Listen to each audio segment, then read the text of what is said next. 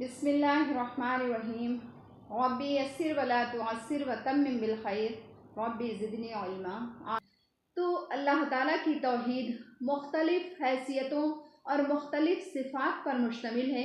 मसलन वो एक है, यानी कि कायनात में उसकी कोई मिसाल नहीं है, ना ही कोई उसका हमसर है और ना ही कोई उसके बराबर है। इसलिए वो इसका मुस्तहक़ है कि उसे वाहिद कहा जाए और उसी की इबादत की जाए। दूसरी ये कि वो एक है इस्तिहक़ाक़ इबादत में, यानी कि उसके सिवा कोई इबादत का मुस्तहक़ नहीं है, किसी को इबादत का कोई हक़ नहीं है। तीसरी ये कि वो आज़ा से पाक है। चौथे ये कि वो एक है अपने वजूद में, यानी कि अज़ल से है और अबद तक रहेगा, और वो उस वक्त भी मौजूद था जब कोई चीज़ें मौजूद नहीं थी, और उस वक्त भी वो मौजूद रहेगा जब कोई चीज़ मौजूद नहीं रहेगी। इसलिए वो इसका मुस्तहक़ है कि उसको वाहिद कहा जाए। इसके बाद अल्लाह ताला के वाहिद हक़ीक़ी होने पर निशानियाँ और दलाइल बताए गए, जिनको हर आलिम और जाहिल समझ सकता है कि आसमान और ज़मीन के पैदा करने और रात और दिन के यके बाद दीगर आने में उसकी कुदरत कामला और तौहीद के वाज़े दलाइल मौजूद हैं कि इन चीज़ों की पैदाइश में और रहने में किसी दूसरी हस्ती का कोई दखल नहीं है।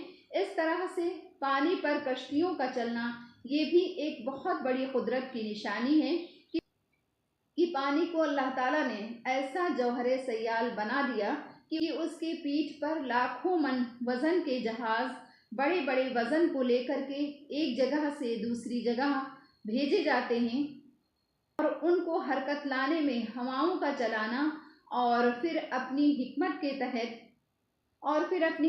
के साथ उनके रुख बदलते रहना, और ये सब इस बात का पता देते हैं कि इन चीज़ों का पैदा करने वाला और चलाने वाला कोई बड़ा अलीम और कोई बड़ा खबीर और हकीम है। अगर पानी का मादा सयाल न होता तो ये काम नहीं हो सकता था, और अगर मादा सयाल भी हो तो जब तक हवाएं न चलें जो उन जहाज़ों को हरकत में लाती हैं, उन जहाज़ों का लंबा सफ़र तय करना मुमकिन नहीं। इसी तरह से आसमान से पानी को बरसाना कि उससे किसी चीज़ को नुकसान न पहुँचे। अगर यही बारिश सैलाब की तरह से आती तो कोई आदमी, जानवर और कोई सामान बाकी न रहता।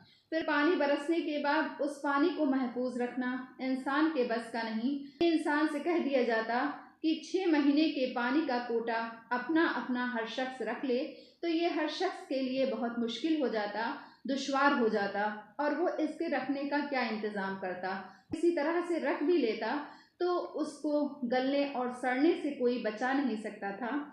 तो अल्लाह ताला ने उसका खुद ही इंतज़ाम फरमा दिया कि कहीं पर तो अल्लाह ताला ने उसको खुले तौर पर तालाबों में जमा कर दिया, और कहीं हौज़ों में जमा कर दिया, और कहीं पहाड़ों की ज़मीन में फैली हुई रगों के अंदर उतार दिया।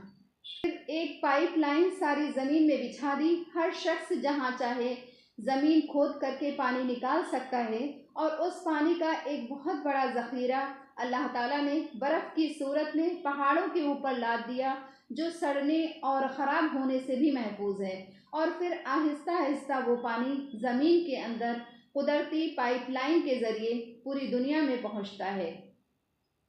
इन आयात में अल्लाह ताला की चंद कुदरत कामला का जिक्र करके अल्लाह ताला की तौहीद को साबित किया गया है, अल्लाह ताला की वहदानियत को साबित किया गया है, अल्लाह की वहदानियत को साबित कर दिया गया है कि वही इबादत के लायक है, वही माबूद हक़ीक़ी है।